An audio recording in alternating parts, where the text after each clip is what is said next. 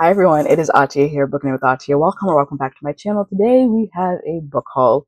This is all of the book mail that I received from publishers and authors during the month of January. There are 12 titles here that I'm going to get into, but before we do, make sure to check out my bonfire as well as my Etsy shop. And if you'd like to support the channel on a monthly basis, you might want to consider becoming a channel member or a Patreon member. First up, we actually have an indie author who was so kind to send me this really gorgeous packaging and just like all the goodies for the book. And the book is actually Dark Night of the Souls, first book in the Three Empire series, and this is by Sohaila Elshater. And just look at this before I read the synopsis to you, all the art prints and things. I think this might be my favorite because of the Medusa reference. And then we have two bookmarks. I'll probably use this one when I read the book. And then that's a sticker. But yeah, they're just so gorgeous. I love them so much. All right, now what is the book about? So we have a tale of vengeance and liberation. In a world where myth and intrigue coalesce, gods and monsters are forged so that legends may be born. This is the story of Lila Anwar, an assassin slave for the prominent Roman Empire, bound by an ancient prophecy to the destiny of three mythical kingdoms. Lila embarks on a journey of self-discovery and rebellion. With vengeance and wrath flowing through her veins, she is thrust into a brutal tournament, pitting her against ruthless warriors in a deadly game of power. Amid the bloodshed and the impossible mission she has been tasked with, blossoms a forbidden love, blurring the lines between destiny and duty. But with the empires on the brink of war and her traumatic past haunting her every step, will Lila's unbridled rage be her undoing or the key to unlocking her true might? Immerse yourself in a story of fierce heroines in defiant love, with unexpected twists, political intrigue, and mysteries that grip you from the first page. This is a tale of one woman whose destiny will determine the fate of all. All right, so that is the first book we have. And thank you to the author. Then from Henry Holt Publishing, we have A Killer in the Family by Amin Ahmad. This is about a naive Muslim boy from Mumbai. He is arranged, actually he's a man, billionaire, self-made real estate tycoon, one of the richest men in New York. So he moves to the United States to, live with his new wife and just be immersed in all the glitz and the glory that is the 1% of New York City. However, Miriam's sister, Farhan, tells Ali that beneath her father's wealth, there's all these sinister deeds that he needs to be aware of. However, Farhan's not really a trustworthy source because she, as Miriam says, is an unstable liar. But Ali still decides that he is going to do his own research, and that leads him down all these different paths and into the lives and the secrets of all the Khan family members. And yeah, it just seems like it's going to be very thrilling and lots of character, and just I'm looking forward to this one. I really am. Then we have two from Berkeley Publishing. First one being the Ex-Perimento by Maria J. Morillo. We have a woman, Marianto, who she is writing for EAS, she's like a lifestyle columnist at EAS, one of Latin America's biggest digital magazines. She has a boyfriend. She's expecting a proposal any day now, and then she loses both of those things. So she's trying to get her life together, and she ends up taking a temporary gig on Venezuela's new singing competition, and her job is to be the assistant of Simon Areaza, and he is the lead singer of her favorite indie band. And so while she's taking this temporary gig, she has made a deal with EAS to basically do all these things to get her ex back, hence the Experimento.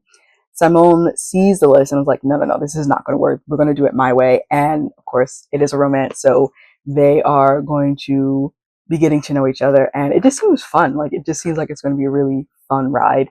And also, I love the artwork on this one. It's a gorgeous cover. Then the next one we have from Berkeley is by the Bootstraps by Alexa Martin. She is one of my favorite romance authors. We follow Luna Star, and she has decided to just throw everything to the wind, and she loves romance novels. She loves cowboy romances, and she's like, you know what? I am going to buy a tiny farm. Not that she's a farmer. I'm going to buy a tiny farm in Celestial, Texas, and it's going to be great. I'm going to live my life.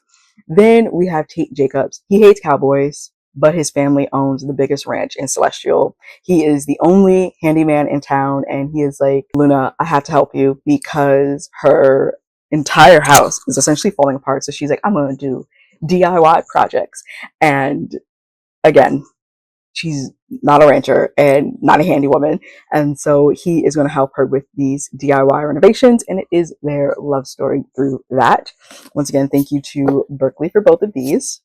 Then we have 3 from Tor, and it's, you know, imprints. The first one being actually a reprint of Stephen Graham Jones's Night of the Mannequins, and this one is about a prank that goes wrong. Some kids put a mannequin in the movie theater and it comes alive and starts killing people. So there's that.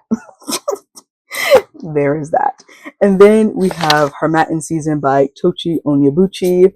I'm looking forward to this one. It's giving noir, but also desert vibes as well, hence the title.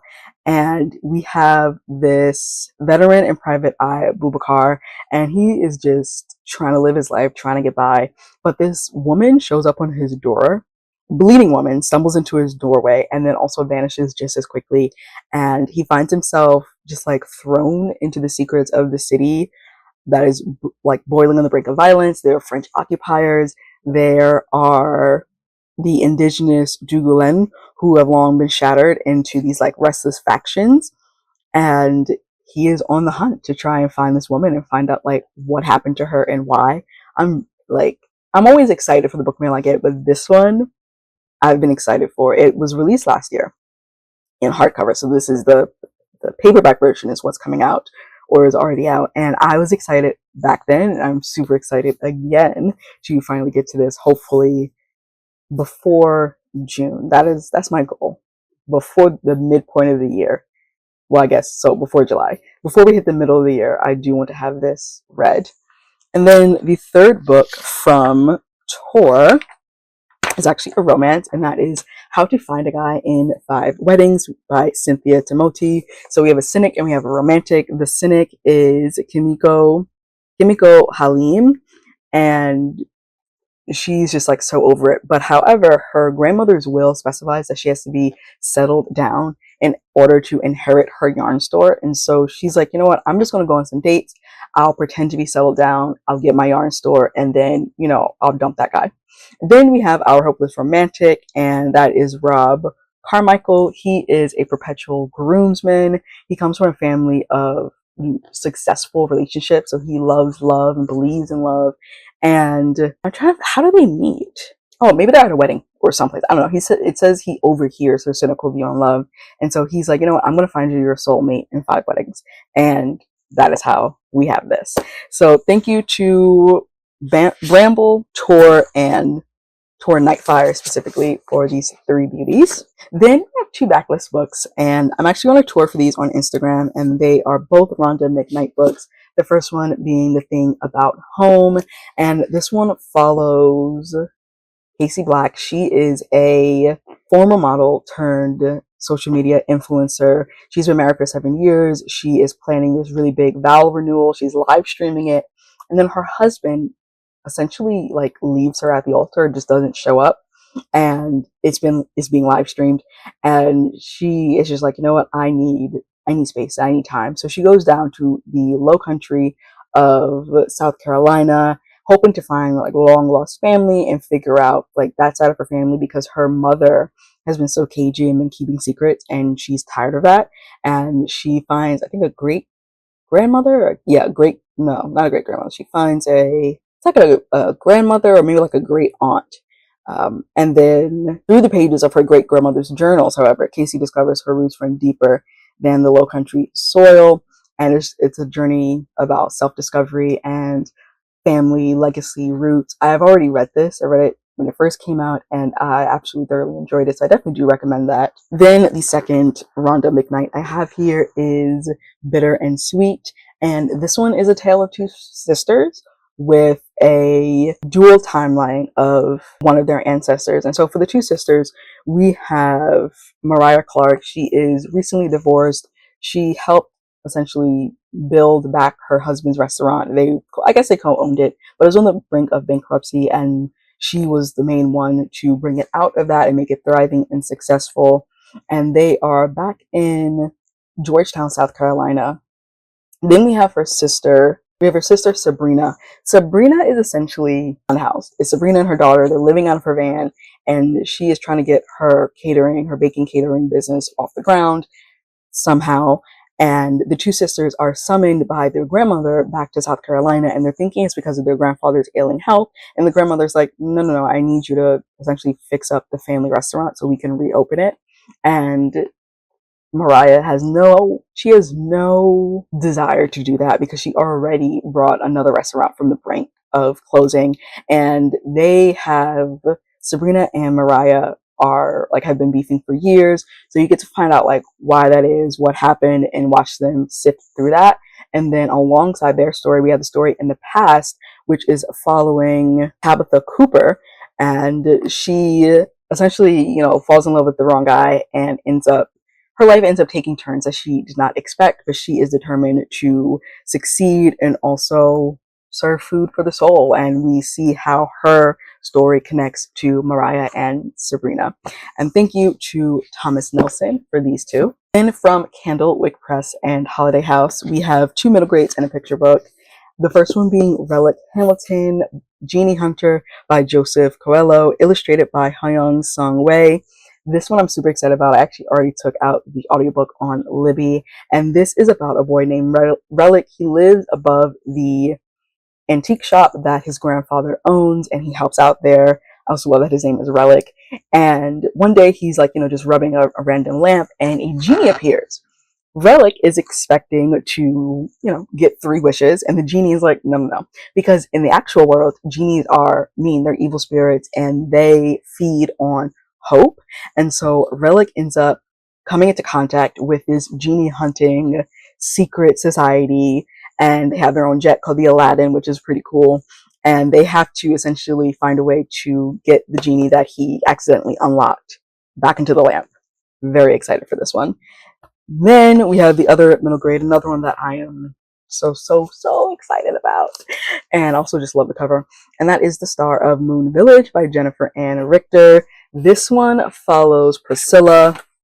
She applies for this program to be one of the first, I think, teenagers or tweens. Okay, yeah. First ever student research voyage to the moon. She gets it. She's trying to follow in her mother's footsteps. She gets it. They end up going to space, and things start to go awry. There's annoying celebrity guests. There's some injustices that are taking place, and she's trying to figure out okay, how do I make this what I expected it to be and to get it back on course. Also another one I'm very excited about, and this cover is just so stunning and just beautiful. Then we have a picture book, Jayden Noticed, by Carolyn, Crimi, illustrated by Shamar Knight Justice. And this is about Jayden, and he notices things. He notices rocks, he notices mouse paws, he notices different trees. He is a noticer. However, his family is moving, and everything's out of place. He doesn't like it. The mailbox is in the wrong spot. The trees are in the wrong spot, and he's trying to learn how to adapt to this new environment and also make a new friend who's also might just be a noticer. I love the cover in the back because it's Jayden and his friend. But yeah, so pretty. Also, I just really enjoy the artwork too. Yeah, there we go. They're moving, and then the first page is just a close-up of Jayden noticing a ladybug. But yeah, that is it. Those are the 12 books I received during the month of January. Thank you once again to the authors and the publishers for these goodies. Make sure to give this video a huge thumbs up, and make sure you're subscribed and that you hit the notification bell so you're notified whenever I post a new video or go live for reading sprints. If you're interested in supporting the channel on a monthly basis, you might want to consider becoming a channel member or a Patreon member. Also, check out my bonfire, my Etsy, my Discord, especially if you're interested in participating in my readathon in April. More details coming about that next month. And let me know, have you read any of these yet? Are any of them on your radar? Especially the ones that, have already been out. And I will see you in another video. Bye. Showing. I ain't living for the moment. I see what's mine and I want it. Hungry like a Pac-Man. Bruce Wayne and Batman. I'm Naruto with a Hanzo, got a sharp mind like I'm Einstein. Poking copywriting, so it's all mine. Check it for me, I'm